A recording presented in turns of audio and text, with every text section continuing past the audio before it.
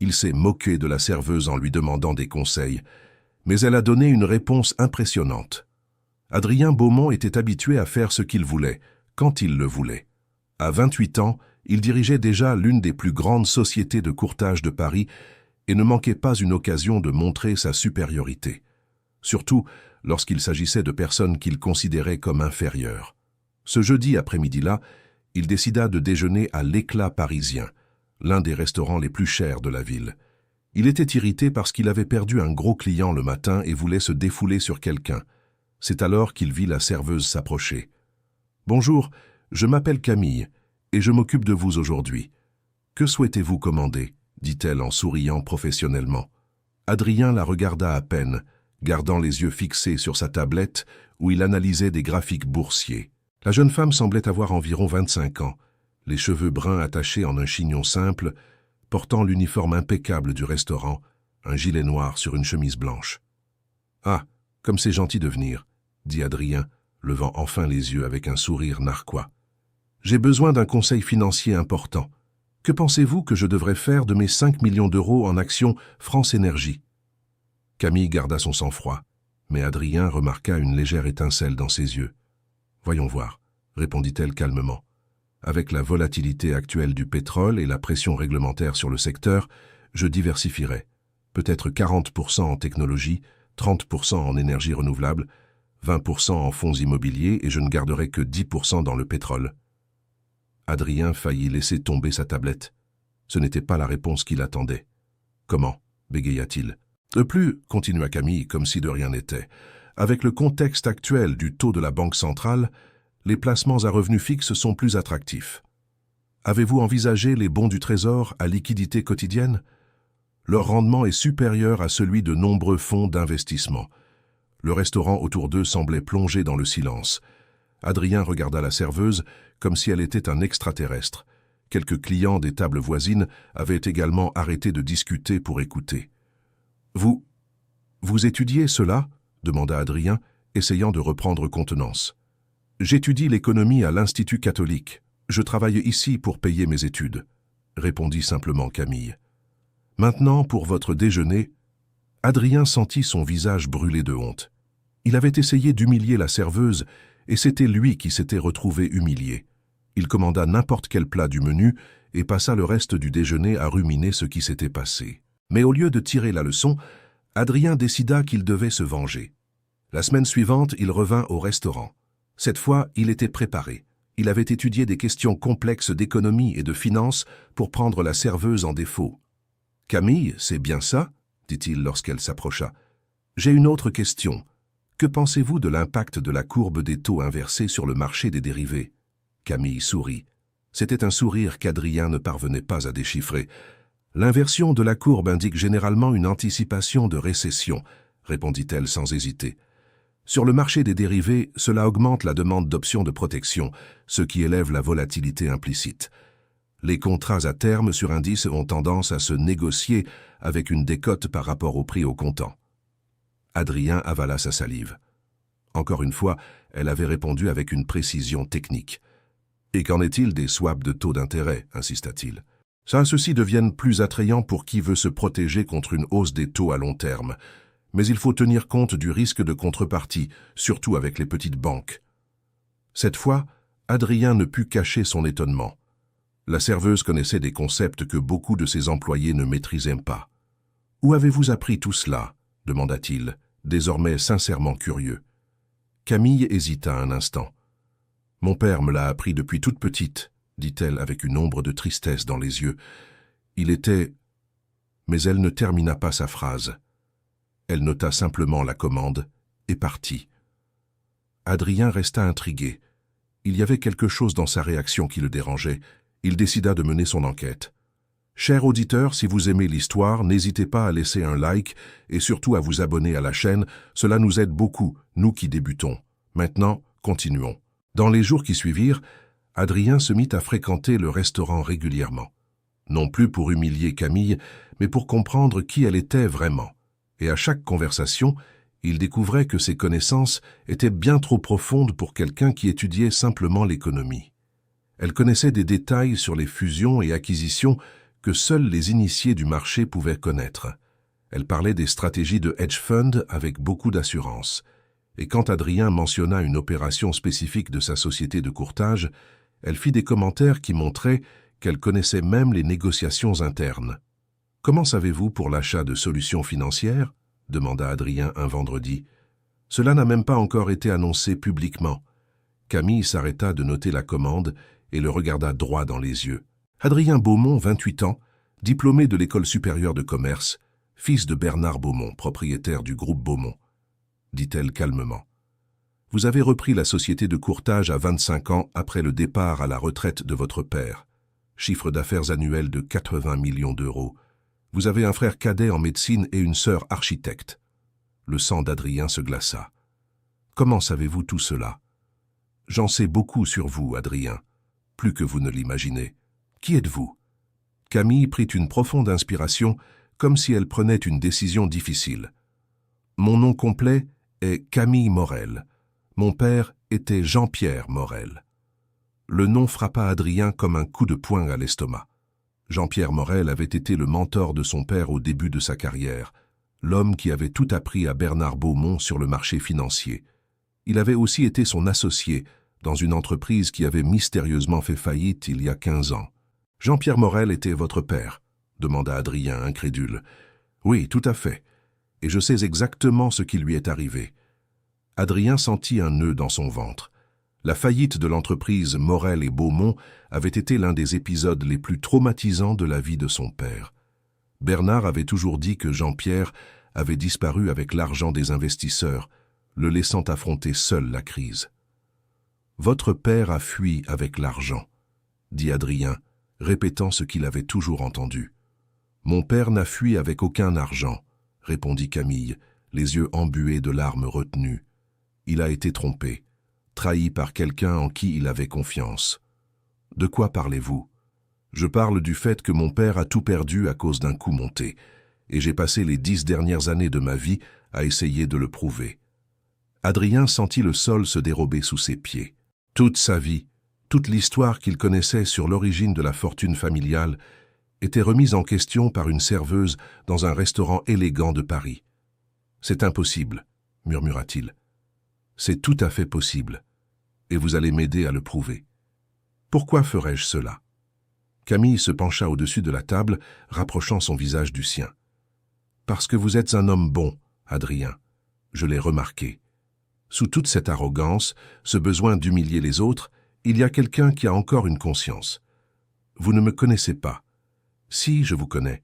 Je sais que vous avez perdu votre mère à 16 ans. Je sais que vous portez le poids de maintenir l'entreprise familiale. Je sais que vous ressentez la pression d'être aussi brillant que votre père, et je sais qu'au fond, vous doutez de mériter tout ce que vous avez. » Adrien resta silencieux. Les paroles de Camille avaient touché ses peurs les plus profondes. « Comment savez-vous tout cela ? » « Parce que je vous ai étudié pendant des semaines avant de commencer à travailler ici. Ce restaurant n'a pas été un choix au hasard, Adrien. Je savais que vous veniez ici régulièrement. J'ai planifié chacune de nos rencontres. » Vous êtes en train de dire que tout cela était planifié ? Chaque mot. Chaque réponse sur les investissements. Je vous testais pour voir quel genre de personne vous êtes vraiment. Adrien se leva brusquement de table. « Tu es folle.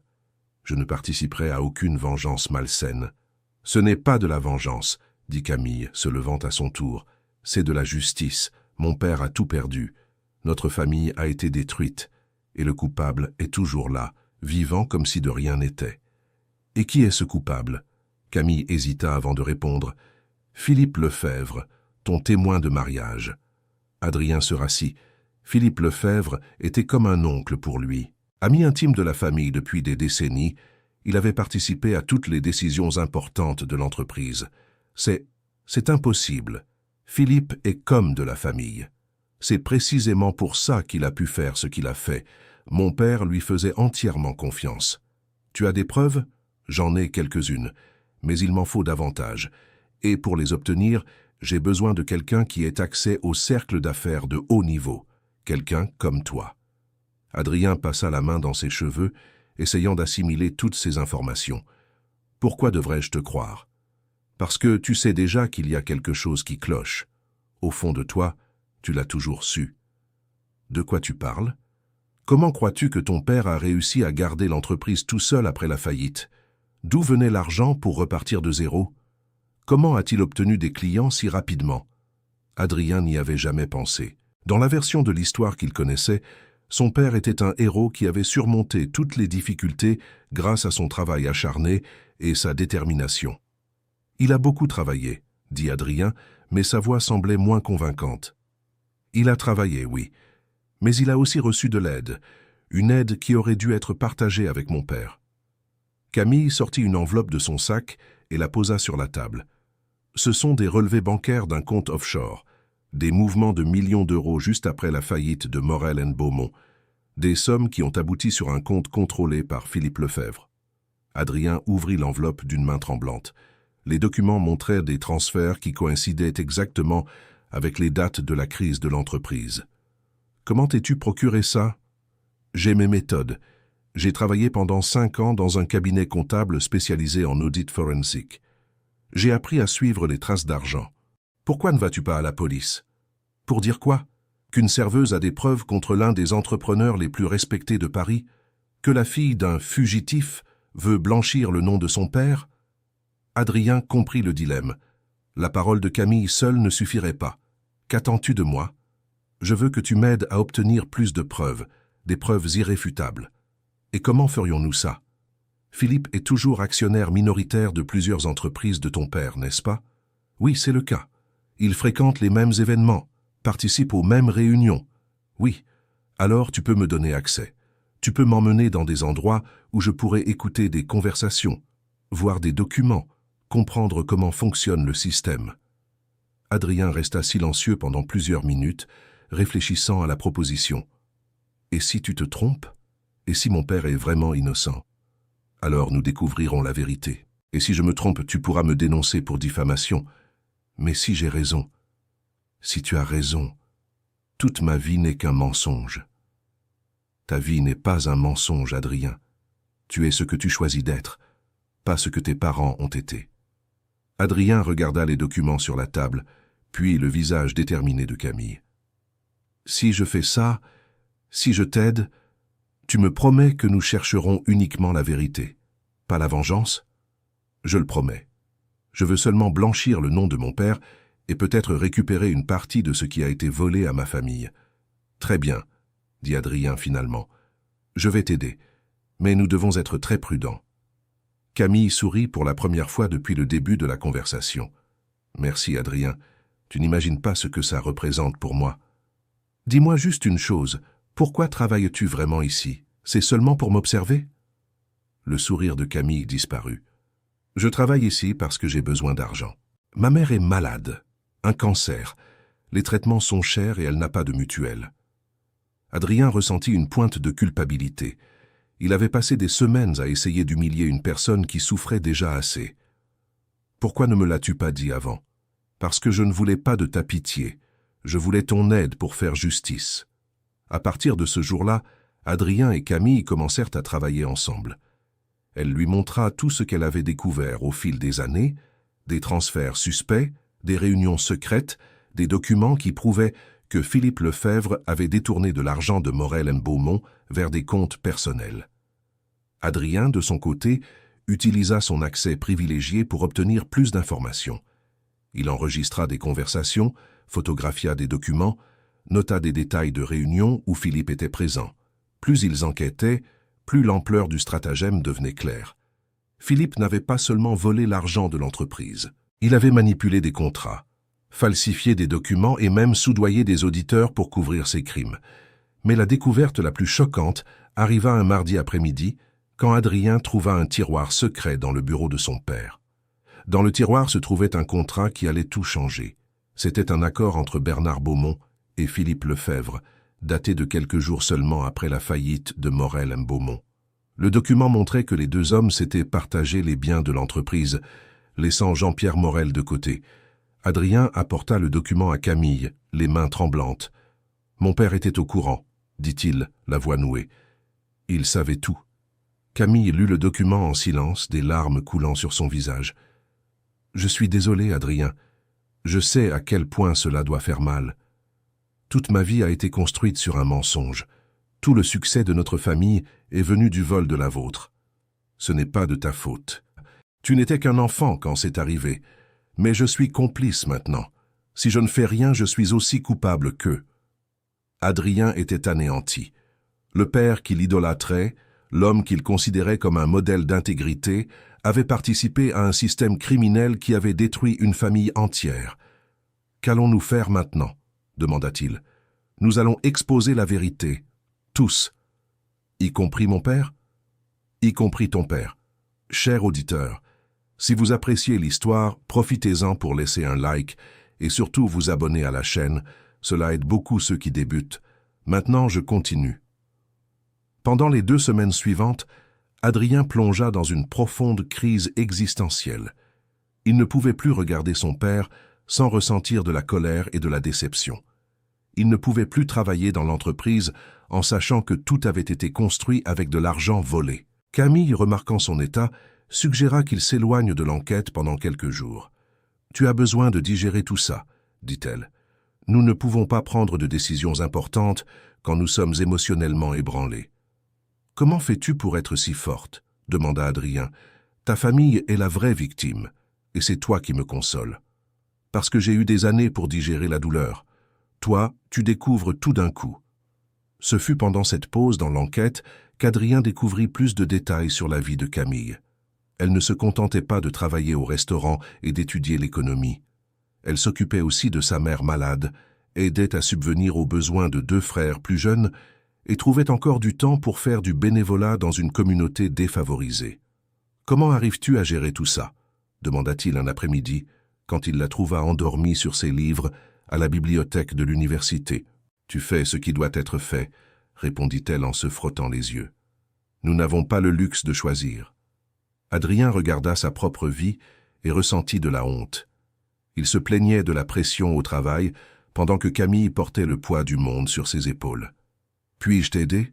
Avec les dépenses de ta mère, je veux dire. » « Je n'accepte pas la charité, Adrien. »« Ce n'est pas de la charité, c'est de la justice.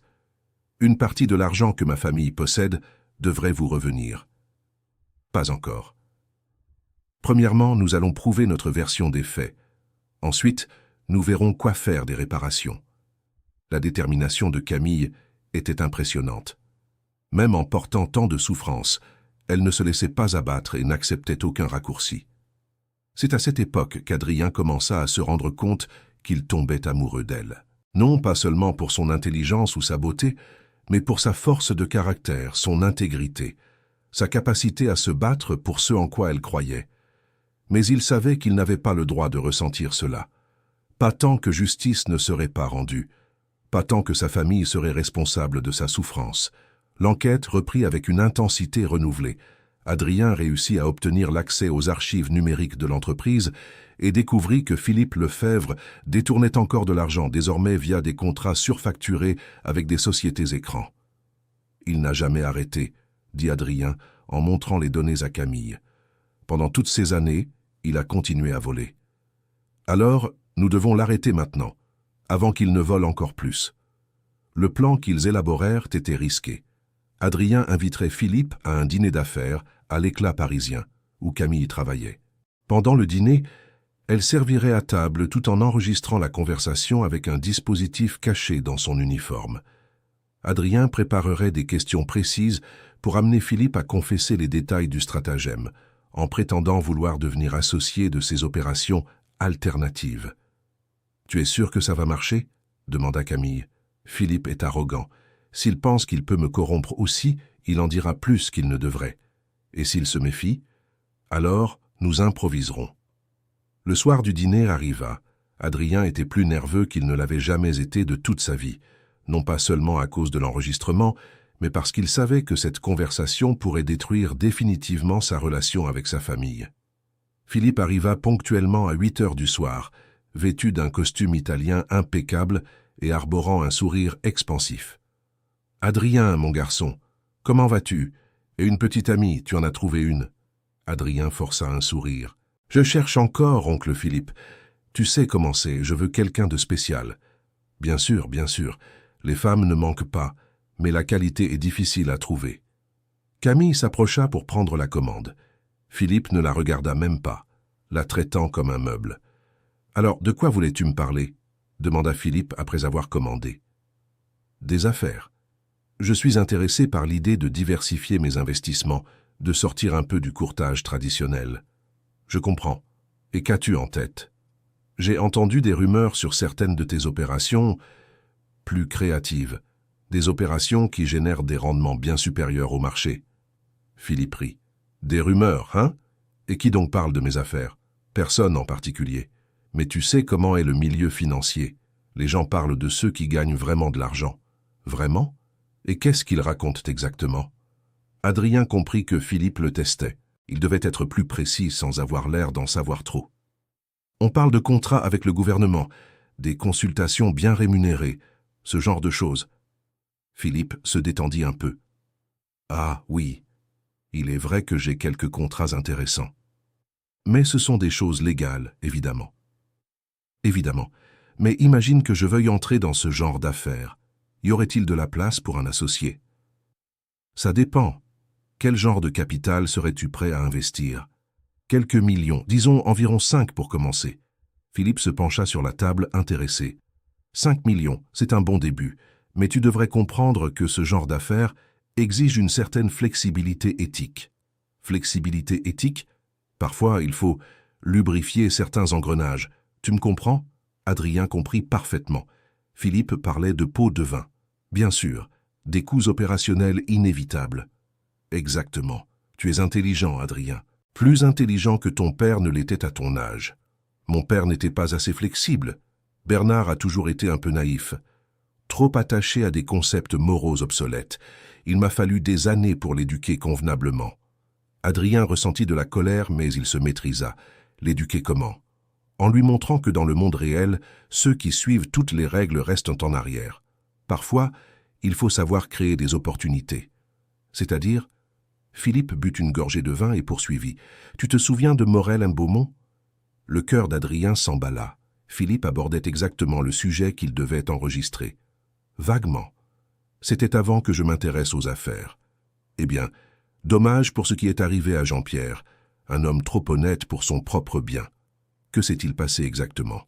Il a découvert certaines irrégularités dans nos contrats. Ça l'a dérangé, il voulait tout dénoncer. Il a dit qu'il ne serait pas complice d'un tel système. Et alors? J'ai dû prendre des mesures pour nous protéger tous, y compris ton père. Quel genre de mesures? Philippe rit doucement. Disons que Jean-Pierre a été persuadé de quitter la scène, et les affaires ont continué à tourner normalement. Adrien arrivait à peine à respirer. Philippe avouait tout.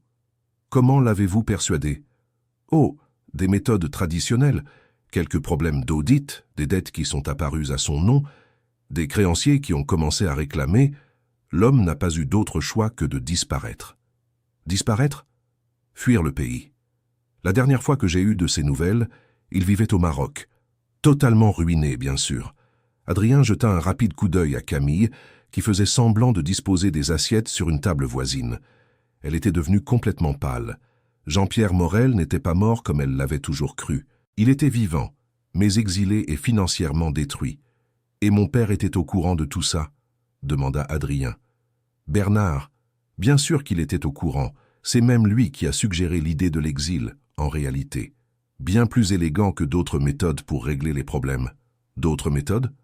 Eh bien, quand quelqu'un devient un vrai problème, il faut parfois être plus définitif. Mais Jean-Pierre était un homme bien. Il méritait une sortie honorable. Adrien enregistrait tout, mais il se sentait nauséeux. Son père n'avait pas seulement participé au vol, il avait aussi orchestré l'exil forcé de Jean-Pierre. Et vos affaires ont continué? Mieux que jamais. Sans la conscience lourde de Jean-Pierre qui nous gênait, nous avons pu nous développer considérablement. Aujourd'hui, j'ai des contrats avec au moins 15 ministères. 15 ministères? Du conseil, tu sais. 50 000 par mois pour donner quelques petits conseils par-ci par-là. Multiplié par 15, ça permet de bien vivre. Philippe confessait un système de corruption active qui impliquait presque tout le gouvernement. Et personne ne se doute de rien. Qui irait se douter? Ce sont des montants modestes, pulvérisés. Et toujours via des sociétés différentes. J'ai une vingtaine de sociétés écrans. Impressionnant. Et mon père participe à combien de ces opérations?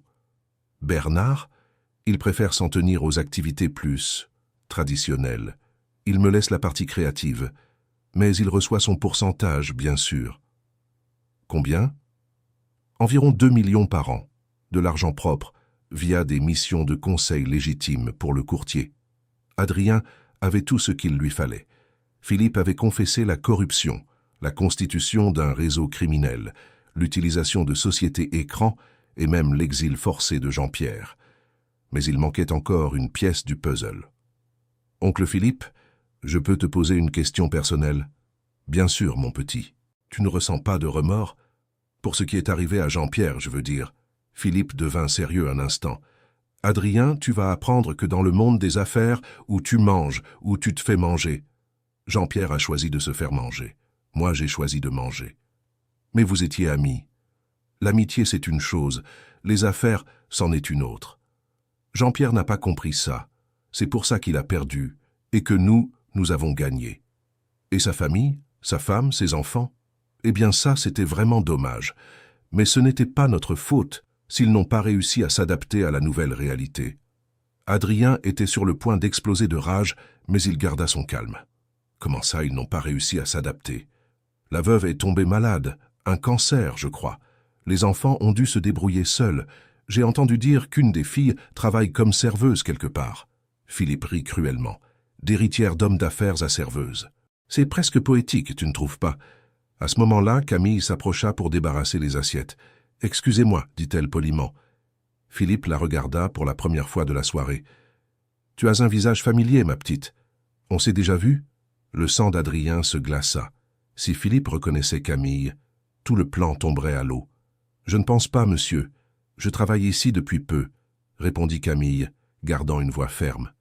Philippe l'étudia encore quelques secondes, puis haussa les épaules. « Ça doit être mon imagination. Tous ces serveurs se ressemblent après un moment. » Camille s'éloigna rapidement, mais Adrien remarqua que ses mains tremblaient. « Alors, à propos de notre partenariat, » poursuivit Philippe, « quand pourriez-vous commencer à investir? » « Bientôt, mais avant, j'ai besoin de mieux comprendre la structure. Pourriez-vous me montrer quelques contrats, des tableaux, ce genre de choses? »« Bien sûr. Et si on se voyait demain à mon bureau? J'apporterai quelques documents intéressants. »« Parfait. » Ils terminèrent le dîner en parlant de détails mineurs. Adrien paya l'addition et prit congé de Philippe sur le parking. Dès que Philippe fut parti, Adrien retourna en courant au restaurant. Camille rangeait ses dernières affaires dans le vestiaire. « On a réussi, » dit-il en montrant l'enregistreur. « On a tout. » Camille se jeta dans ses bras, pleurant de soulagement et d'épuisement. « Merci, » murmura-t-elle.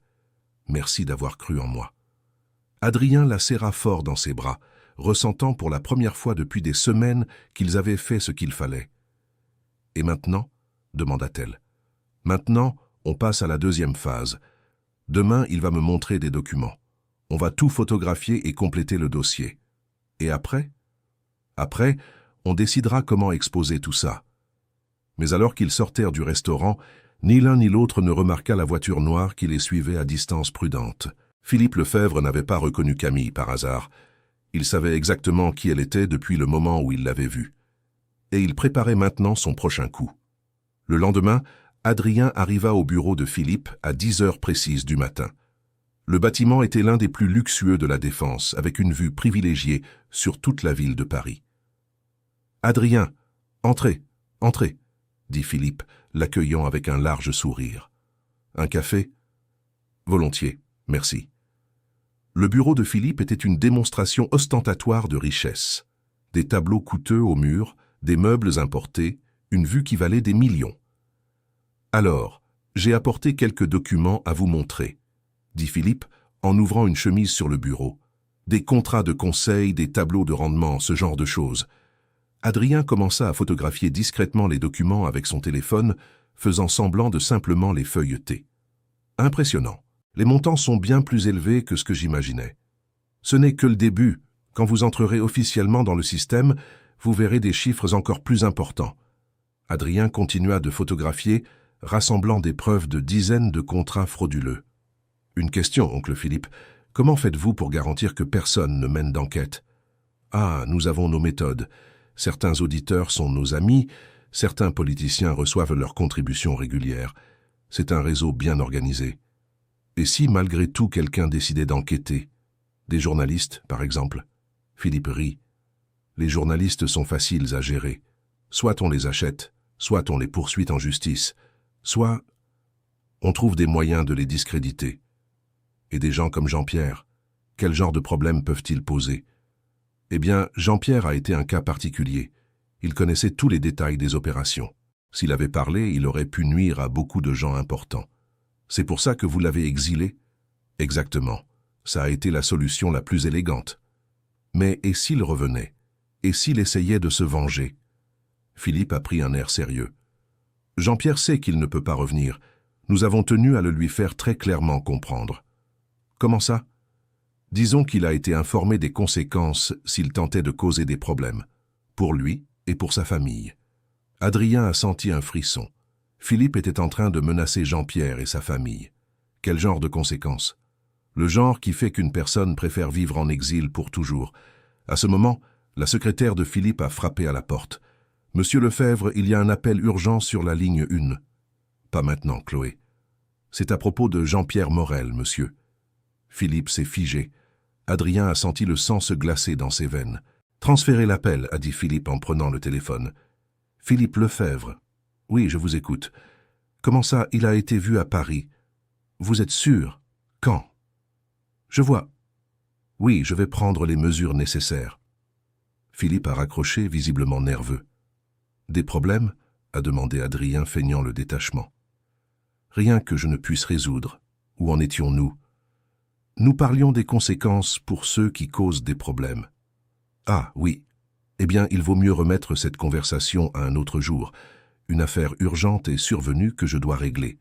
Adrien s'est rendu compte que Philippe mettait fin à la réunion à la hâte. Quelque chose avait changé avec cet appel. Bien sûr, pas de problème. Quand pourrons-nous nous revoir? Je t'appelle dans la semaine. En attendant, garde ces documents dans un endroit sûr. Adrien est sorti du bureau avec le sentiment que quelque chose n'allait pas du tout. L'appel à propos de Jean-Pierre ne pouvait pas être une coïncidence. Il a appelé immédiatement Camille. « Camille, où es-tu? »« À la faculté. Pourquoi? Il est arrivé quelque chose? » « Philippe a reçu un appel disant que ton père a été vu à Paris. Tu sais quelque chose à ce sujet? » Silence à l'autre bout du fil. « Camille? Adrien, il faut que je te dise quelque chose. Mon père est vivant. » « Je sais. Philippe a dit hier qu'il était au Maroc. »« Non, Adrien. Il est ici, à Paris. » Adrien a failli laisser tomber le téléphone. « Comment ça? » « Il est revenu il y a 3 mois. Il vit dans une pension du centre-ville. Malade, sans argent, mais vivant. Pourquoi ne m'as-tu pas dit ça avant? » « Parce qu'il m'a fait promettre de ne le dire à personne. Il a peur de ce que Philippe pourrait faire s'il découvrait qu'il est revenu. »« Camille, ça change tout. Si Philippe a découvert que ton père est ici, il va essayer de le faire taire définitivement. » Adrien a compris la gravité de la situation. Il n'avait plus le temps de rassembler des preuves. Il devait agir immédiatement. « Où est ton père maintenant? » « À l'hôpital.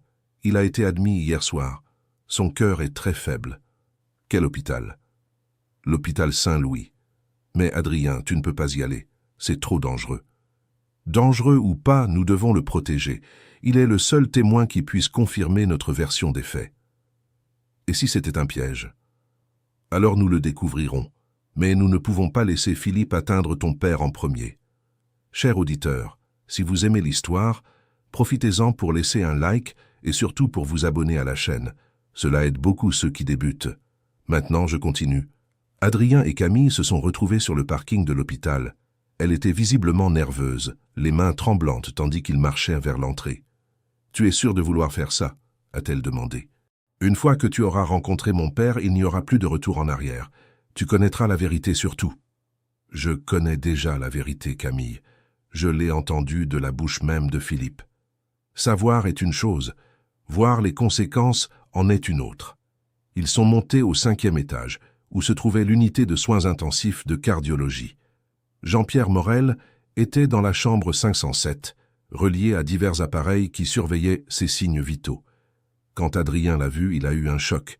L'homme dans le lit était l'ombre de l'homme d'affaires Prosper qu'il avait vu sur les vieilles photos. Maigre, cheveux grisonnants, visage marqué par la souffrance de 15 ans d'exil.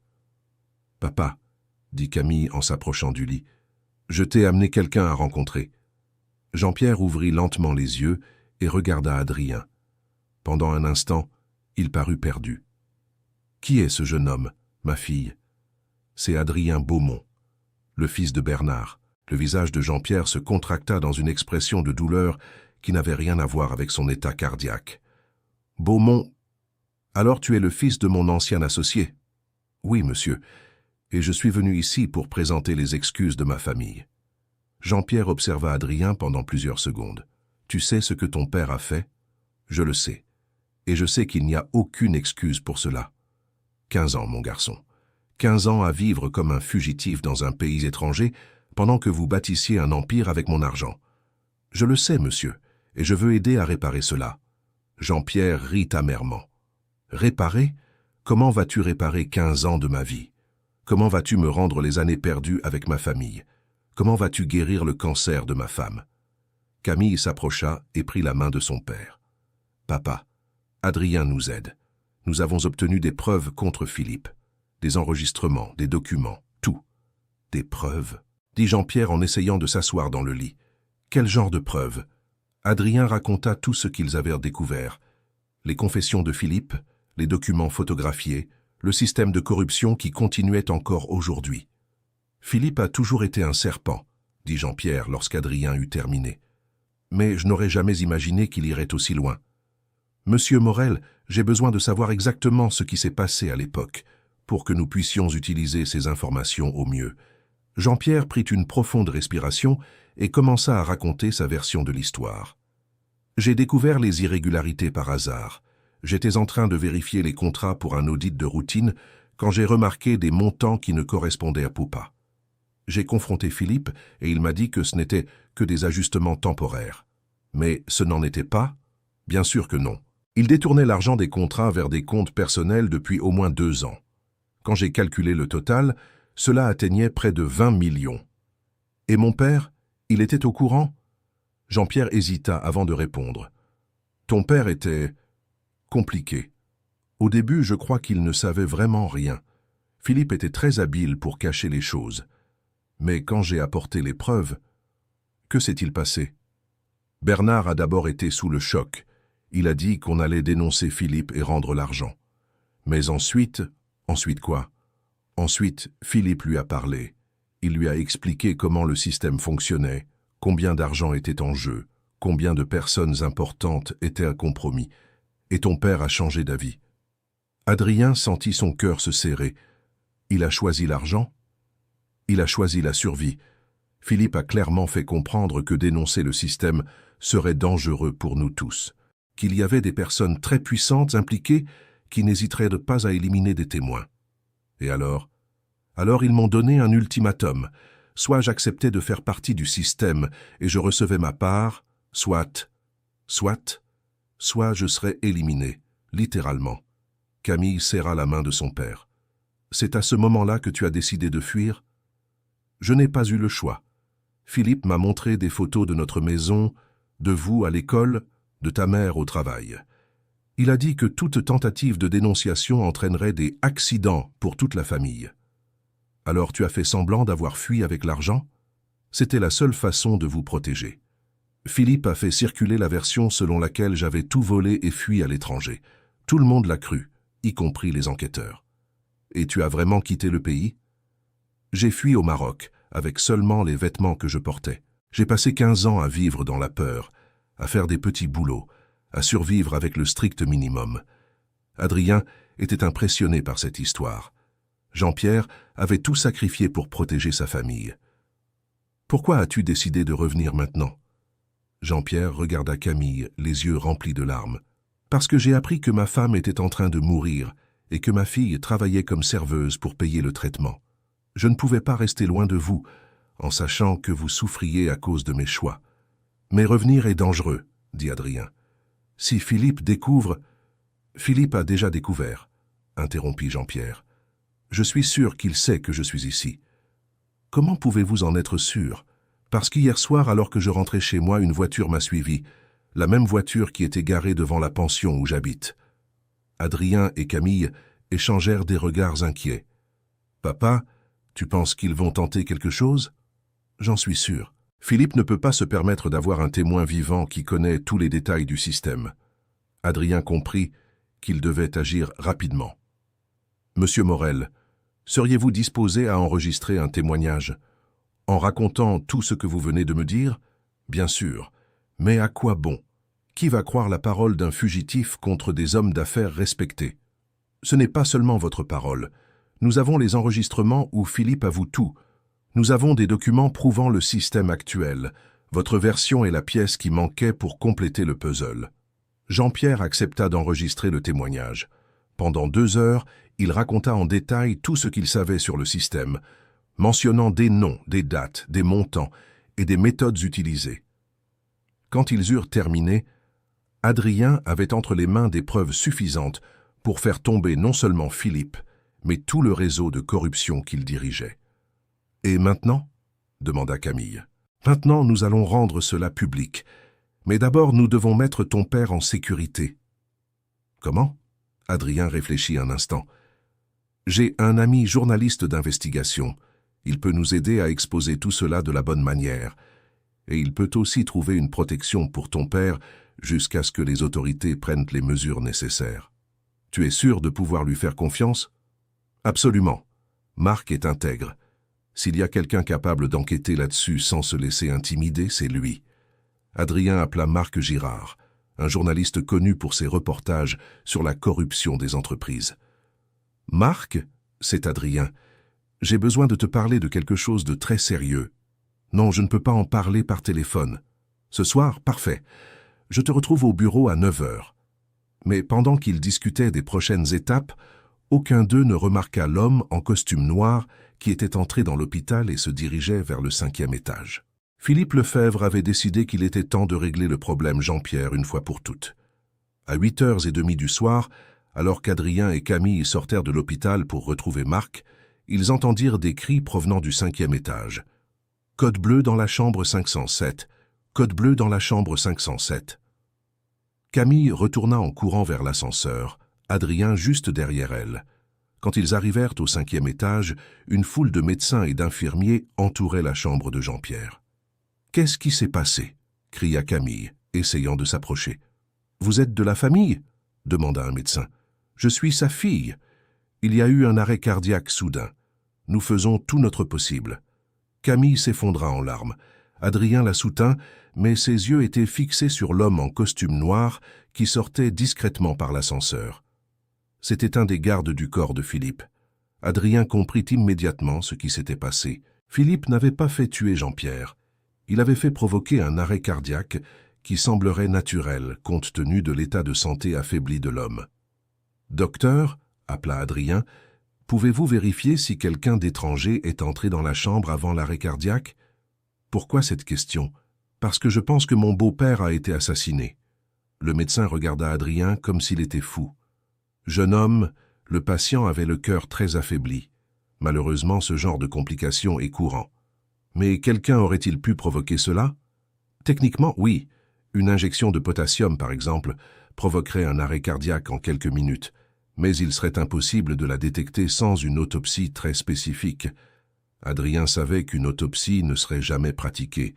Jean-Pierre mourrait officiellement de cause naturelle et Philippe s'en sortirait une fois de plus impuni. Après 40 minutes de tentative, les médecins abandonnèrent. Jean-Pierre Morel était mort sans avoir pu voir la justice être rendue. Camille était inconsolable.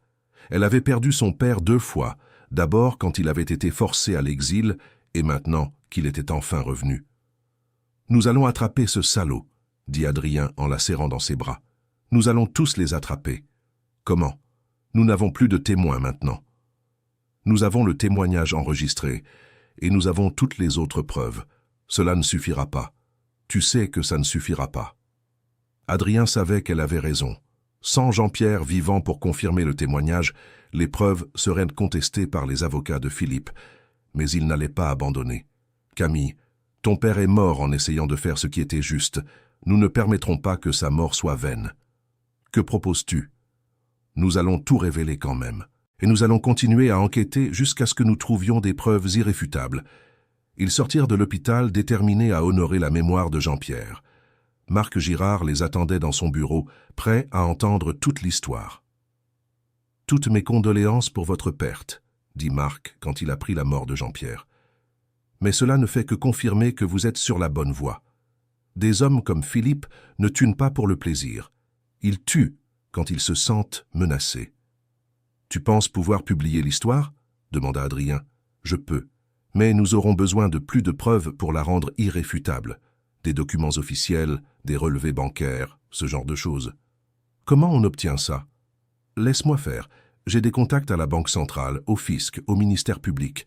Si le système est aussi important que vous le dites, il a dû laisser des traces dans plusieurs institutions. » Au cours des 2 semaines suivantes, Marc travailla sans relâche pour vérifier et compléter les informations qu'Adrien et Camille avaient collectées. Il découvrit que Philippe Lefebvre possédait effectivement 23 sociétés écrans, toutes enregistrées avec de fausses adresses et des prête-noms. Les contrats avec le gouvernement s'élevaient à plus de 100 millions d'euros par an pour des services qui n'étaient jamais réellement fournis. Plus important encore, Marc obtint l'accès aux relevés bancaires des comptes offshore mentionnés par Camille. Les montants transférés correspondaient exactement aux dates de la faillite de Morel & Beaumont. « Nous avons suffisamment de preuves, » dit Marc lors d'une réunion à la fin de la 2e semaine. « Je vais publier le premier article demain. »« Et notre sécurité ?» demanda Camille. « J'ai déjà parlé à quelques collègues du ministère public. Ils vont demander une protection policière pour vous dès que l'article sera publié. » Le premier article fut publié un vendredi matin et provoqua un séisme dans le milieu des affaires parisien. Le titre était « L'Empire bâti sur le sang. Comment 2 hommes d'affaires ont détruit une famille et volé des millions au gouvernement. » L'article racontait toute l'histoire, le système initial de Morel & Beaumont, l'exil forcé de Jean-Pierre, la poursuite de la corruption pendant 15 ans, et enfin, la mort suspecte de l'homme qui tentait d'exposer la vérité. Philippe Lefebvre fut réveillé à 6 heures du matin par un appel de son avocat. « Philippe, tu as vu la nouvelle ?»« Quelle nouvelle ?»« Ils disent que tu as tué Jean-Pierre Morel, que tu as volé de l'argent public pendant 15 ans. » Que Philippe raccrocha et courut acheter le journal. Quand il lut l'article, il réalisa que sa vie telle qu'il la connaissait était terminée. Il appela immédiatement Bernard Beaumont. « Bernard, il faut qu'on parle. Maintenant. »« J'ai vu l'article, Philippe. Je n'ai rien à te dire. »« Comment ça? Nous sommes ensemble là-dedans. »« Não estamos juntos em nada. Eu nunca mandei ninguém matar José Carlos. Você sabia dos riscos. Sabia que ele podia nos prejudicar. Sabia que ele era um risco, mas nunca imaginei que você fosse tão longe. Fernando percebeu que Alberto estava tentando se distanciar dele. Não adianta tentar se fazer de vítima agora, Alberto. Você recebeu dinheiro durante 15 anos. Você é tão culpado quanto eu. Prove isso. Fernando entendeu que havia sido traído novamente. Assim como havia traído José Carlos 15 anos antes, agora Alberto o estava traindo. Mas Fernando não iria cair sozinho. Ele ligou para Roberto Fernandes. « Alô, é o Roberto? Aqui é Fernando Mendes. Gostaria de dar minha versão dos fatos. » Roberto ficou surpreso, mas marcou uma entrevista para o mesmo dia. Na entrevista, Fernando confirmou todos os detalhes do esquema, mas jogou a responsabilidade principal em Alberto Oliveira. Alberto foi o mentor de tudo, disse ele para as câmeras. Ele que sugeriu o exílio de José Carlos. Ele que estruturou as empresas de fachada. Eu era apenas um sócio menor que seguia ordens. Era mentira, é claro, mas Fernando esperava que fosse suficiente para dividir as culpas. A segunda reportagem foi publicada no domingo e derrubou também Alberto Oliveira. Roberto havia conseguido documentos que provavam a participação ativa de ambos no esquema. Rafael estava em casa quando recebeu a ligação do pai. Rafael, preciso falar com você. Não temos nada para conversar, pai. Por favor, filho, deixe-me explicar. Rafael relutou, mas concordou em encontrar o pai no escritório da corretora. Alberto Oliveira estava visivelmente abalado. O homem que sempre parecera seguro e confiante, agora parecia frágil e desesperado. Rafael, eu sei que você deve estar me odiando agora. Não estou odiando você, pai. Estou desapontado, completamente desapontado. Eu posso explicar como tudo aconteceu. Não precisa explicar. Eu sei como tudo aconteceu. Você escolheu o dinheiro em vez da justiça. Não foi bem assim. Não foi? Então me diga como foi. Alberto respirou fundo. Quando descobri o que Fernando estava fazendo, fiquei horrorizado. Minha primeira reação foi chamar a polícia imediatamente. E por que não chamou? Porque Fernando me mostrou uma lista com nomes de 20 pessoas que estavam envolvidas no esquema. Ministros, senadores, juízes, empresários. Ele disse que se denunciássemos, todos nós seríamos eliminados. E você acreditou? Uma semana depois, um auditor que estava investigando irregularidades numa empresa parceira morreu num acidente de carro. Foi quando entendi que Fernando não estava blefando. Rafael sabia que o pai não estava mentindo. O medo em seus olhos era real. Mesmo assim, vocês poderiam ter encontrado outra forma de resolver. Eu tentei, filho. Sugeri que devolvêssemos o dinheiro anonimamente e encerrássemos o esquema. Mas Fernando disse que já era tarde demais, que José Carlos sabia demais e representava um perigo permanente. E então vocês decidiram exilá-lo. Foi ideia de Fernando. Ele disse que era a única forma de proteger José Carlos e sua família. Se ele simplesmente desaparecesse, todos pensariam que havia fugido com o dinheiro e parariam de procurar. Mas vocês continuaram com o esquema. Fernando me chantageou. Disse que se eu saísse, contaria para todos que eu havia participado desde o início. Minha reputação seria destruída, a empresa faliria, e você e seus irmãos ficariam sem nada. Rafael entendeu que o pai havia sido manipulado por Fernando, mas isso não justificava 15 anos de cumplicidade. Pai, você tinha escolhas. Poderia ter confessado tudo desde o início. Poderia ter lutado contra Fernando. Eu era um covarde, Rafael. E isso me custou a alma. Alberto estava chorando agora. Todos esses anos tentei me convencer de que estava protegendo a família. Mas na verdade estava apenas protegendo a mim mesmo. Rafael olhou para o pai e sentiu uma mistura de raiva e pena. O que você pretende fazer agora? Vou me entregar às autoridades. Vou confessar tudo e tentar reparar pelo menos parte do mal que causamos. E a empresa? A empresa provavelmente será confiscada. Vocês vão ficar sem nada, mas pelo menos vão ficar com a dignidade. Adrien savait que c'était la bonne décision, même si elle était douloureuse. Je soutiens votre décision, père, et je témoignerai aussi contre Philippe. Tu es sûr? Ça va être difficile pour toute la famille. J'en suis sûr. La famille de Jean-Pierre mérite justice. Ce soir-là, Bernard Beaumont se présenta volontairement à la police fédérale et confessa sa participation au système. Philippe Lefebvre fut arrêté le lendemain, alors qu'il tentait de fuir en Suisse avec 2 valises pleines d'argent. Le procès dura 8 mois et devint l'une des affaires de corruption les plus suivies de l'histoire française. Adrien témoigna contre les 2 hommes, présentant toutes les preuves qu'il avait rassemblées avec Camille. Son courage à exposer les crimes de sa propre famille fut largement salué par la presse. Philippe Lefebvre fut condamné à 25 ans de prison pour association de malfaiteurs, corruption active, blanchiment d'argent et homicide. Bernard Beaumont reçut une peine de 12 ans, réduite grâce à sa collaboration avec la justice. Mais la victoire judiciaire n'effaça pas la douleur de la perte. Camille ne se remit jamais complètement de la mort de son père. Elle s'était tant battue pour laver son honneur, et lorsqu'elle avait enfin obtenu les preuves, il avait été assassiné avant de voir la justice être rendue. Au moins maintenant tout le monde sait la vérité, dit Adrien, essayant de la consoler après le procès. Mais mon père n'est pas là pour voir ça, répondit-elle, les yeux embués de larmes. Adrien comprit que certaines blessures ne cicatrisent jamais complètement, mais il était déterminé à aider Camille à reconstruire sa vie. Grâce à la condamnation de Philippe et de Bernard, une partie importante des biens volés fut récupérée. Le gouvernement décida que la famille Morel avait droit à une indemnisation de 15 millions d'euros, un montant qui incluait les intérêts et la correction monétaire de l'argent détourné à l'origine. C'est plus d'argent que nous ne pourrions en dépenser en une vie entière, dit Camille lorsqu'elle apprit le montant. Alors, utilisons-le pour faire quelque chose dont votre père serait fier, suggéra Adrien. Ils créèrent la Fondation Jean-Pierre Morel, une institution qui offrait des bourses d'études aux jeunes issus de milieux modestes intéressés par l'économie et la gestion. La Fondation maintenait également un programme de microcrédit pour les petits entrepreneurs victimes d'escroqueries financières. Mon père a toujours cru que l'éducation était le seul vrai moyen de changer la vie des gens, dit Camille lors de l'inauguration de la Fondation. J'espère que cette institution pourra aider d'autres personnes à réaliser leurs rêves sans avoir à traverser ce que notre famille a traversé.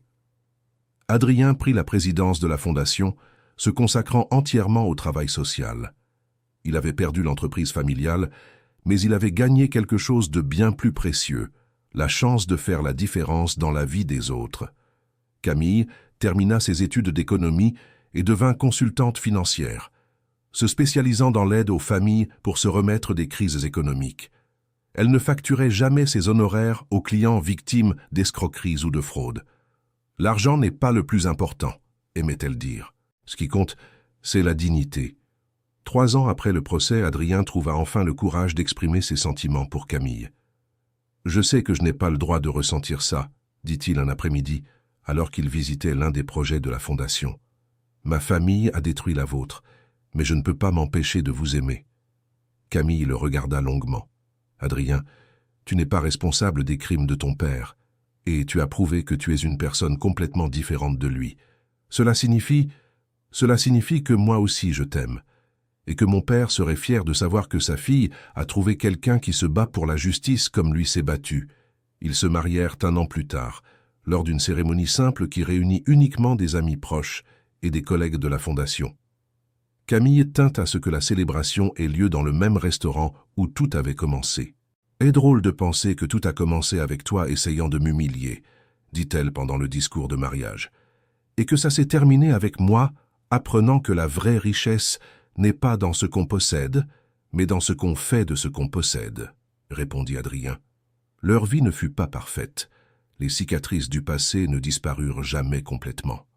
Camille faisait encore des cauchemars occasionnels sur la mort de son père. Adrien portait toujours la culpabilité des crimes de sa famille. Mais ils apprirent que le bonheur ne vient pas de l'absence de problèmes, mais de la capacité de les surmonter ensemble. La Fondation grandit et devint l'une des institutions d'aide sociale les plus respectées du pays. En 10 ans, elle avait offert des bourses d'études à plus de 5000 jeunes et du microcrédit à plus de 10 000 familles. « Ton père serait fier », dit Adrien à Camille lors du 10e anniversaire de la Fondation. « Notre père », corrigea-t-elle, « parce que tu es devenu le fils qu'il aurait aimé avoir. » Adrien sourit, regardant l'auditorium rempli de jeunes qui avaient bénéficié des programmes de la Fondation. Beaucoup d'entre eux étaient désormais économistes, gestionnaires, entrepreneurs à succès qui rendèrent l'appareil en aidant d'autres jeunes. « Tu sais ce qui est ironique ?» dit Camille. « Si Philippe et ton père n'avaient pas fait ce qu'ils ont fait, nous ne nous serions jamais rencontrés, et toutes ces personnes n'auraient jamais été aidées. Tu penses que ça en valait la peine, toute cette souffrance? Je ne peux pas dire que ça en valait la peine. La souffrance n'en vaut jamais la peine, mais je peux dire que nous avons réussi à transformer la souffrance en quelque chose de positif. » À 45 ans, Adrien était devenu l'un des entrepreneurs sociaux les plus respectés de France. Non pas pour l'argent qu'il gagnait, mais pour l'impact social qu'il créait. Camille, à 42 ans, était considérée comme l'une des économistes les plus brillantes de sa génération. Ses articles sur la microéconomie et le développement social étaient cités dans des universités du monde entier. Ils eurent 2 enfants, Jean, en hommage au grand-père, et Pierre, qui portait le nom complet de l'homme qui s'était battu pour la justice jusqu'au bout. « Papa » demanda Jean un après-midi, alors qu'il avait 8 ans. « Pourquoi tu as arrêté d'être riche pour travailler avec les pauvres ?» Adrien regarda son fils, réfléchissant à la meilleure façon d'expliquer. « Mon fils, j'ai découvert qu'il existe 2 types de richesse, la richesse que tu possèdes et la richesse que tu es. La première peut être volée ou perdue, la seconde, personne ne peut te l'enlever. Et laquelle des 2 est la meilleure? La seconde. Toujours la seconde. » Le jour où Philippe Lefebvre eut accompli 10 ans de prison, il reçut une lettre inattendue. Elle venait d'Adrien. « Philippe, je n'écris pas pour te pardonner. Certains crimes sont impardonnables. J'écris pour dire que malgré tout ce que tu as fait, quelque chose de bon est sorti de cette tragédie. La fondation que nous avons créée au nom de Jean-Pierre a déjà aidé des milliers de personnes. Son héritage n'a pas été détruit par toi. Il a été multiplié. Camille et moi sommes heureux. Nous avons une belle famille et un travail qui nous donne du sens. Ironiquement, tu nous as donné la chance de découvrir qui nous sommes vraiment. J'espère qu'un jour tu trouveras un moyen de te racheter. Pas pour nous, mais pour toi-même. Adrien. » Philippe lut la lettre plusieurs fois, essayant de trouver de la colère ou de l'ironie dans les mots. Mais il n'y trouva que de la sincérité. Ce fut la première fois en 10 ans qu'il pleura. Dans la cellule froide de la prison, Philippe commença à écrire ses propres mémoires. Non pas pour se justifier, mais pour servir d'avertissement à d'autres qui pourraient être tentés de suivre le même chemin. « J'ai gagné des millions en volant », écrivit-il sur la première page. « Mais j'ai perdu tout ce qui comptait vraiment, l'honneur, la dignité, la paix de l'esprit. Le succès bâti sur la destruction des autres n'est pas un succès. Ce n'est qu'une illusion coûteuse. » Les mémoires de Philippe Lefebvre sont devenus un livre utilisé dans des cours d'éthique des affaires dans plusieurs universités. Les droits d'auteur ont été intégralement reversés à la Fondation Jean-Pierre Morel. Bernard Beaumont a purgé l'intégralité de sa peine et est sorti de prison à 68 ans. Adrien l'a accueilli à la porte de la prison. « Merci d'être venu, » dit Bernard en serrant son fils dans ses bras. « Vous êtes mon père, quoi qu'il arrive. Je ne sais pas si je mérite ton pardon. » « Le pardon ne se mérite pas, papa. Le pardon se donne. » Bernard a vécu ses dernières années dans une maison simple, travaillant comme bénévole à la Fondation. Il n'a jamais tenté de retrouver son statut social ni de reconstruire sa fortune. Il s'est entièrement consacré à réparer autant que possible le mal qu'il avait causé. « Je suis vraiment désolé pour ce qui est arrivé à votre famille, » dit-il à Camille un jour, 3 ans avant de mourir. « Je sais que vous êtes désolé, » répondit-elle. « Et cela signifie beaucoup pour moi. Jean-Pierre était un homme meilleur que je ne l'ai jamais été. Oui, c'est vrai, mais vous êtes devenu un homme meilleur que vous ne l'étiez, et cela compte aussi. Bernard est mort pendant son sommeil, à 74 ans. Ses funérailles furent simples mais dignes. Camille tint à y assister. « Pourquoi êtes-vous venu ?» demanda Adrien. « Parce qu'il était votre père, et parce que dans ces dernières années, il a prouvé qu'il y avait encore de la bonté en lui. » Aux funérailles, Bernard fut inhumé près d'un petit jardin qu'il avait entretenu durant ces dernières années. Le jardin produisait des fleurs qui étaient données chaque semaine à des hôpitaux publics. « C.J. Bernard Beaumont », disait la simple pierre tombale. Qui, dans ces dernières années, a appris que semer des fleurs compte plus que récolter de l'or. 20 ans après le début de toute cette histoire, Adrien et Camille étaient assis dans le même restaurant où ils s'étaient rencontrés. Ils étaient désormais propriétaires de l'établissement, devenu un espace dédié à des événements caritatifs. « Regrettes-tu quelque chose ?» demanda Camille. « Beaucoup de choses, mais pas de t'avoir rencontré, pas d'avoir lutté pour la justice, pas d'avoir choisi d'être une meilleure personne.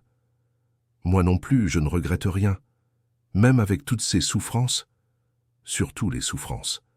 C'est elles qui nous ont appris qui nous sommes vraiment. » Ils regardèrent par la fenêtre, voyant des jeunes soutenus par la Fondation passer sur le trottoir. Certains revenaient de l'université, d'autres du travail. Tous portaient l'espoir d'un avenir meilleur. « Votre père serait fier, » dit Adrien. « Notre père, » corrigea Camille une fois de plus. « Parce qu'après tout, nous sommes devenus une famille. Une famille qui n'est pas née du sang, mais du choix de faire ce qui est juste. Dehors, la ville vibrait d'énergie. Paris continuait d'être la métropole des rêves et des opportunités, mais pour certaines personnes, elle était aussi devenue la ville de la rédemption, la ville où une serveuse et un cadre arrogant avaient découvert que le vrai succès ne se mesure pas par ce que l'on possède, mais par ce que l'on fait de ce que l'on possède. La ville où l'amour a triomphé de la cupidité, la justice de la corruption et l'espoir du désespoir. La ville où une réponse impressionnante a changé 2 vies pour toujours. Fin de l'histoire. Maintenant, dites-moi ce que vous avez pensé de cette histoire et d'où vous nous regardez. Pensez-vous qu'Adrien a pris la bonne décision en exposant les crimes de sa propre famille? Comment réagiriez-vous si vous découvriez que tout le succès de vos familles avait été bâti sur des injustices? Laissez vos opinions sincères dans les commentaires. Nous avons très envie de lire ce que vous pensez. Merci beaucoup pour votre compagnie. N'oubliez pas de laisser un like et surtout de vous abonner à la chaîne pour ne pas manquer d'autres histoires émouvantes comme celle-ci.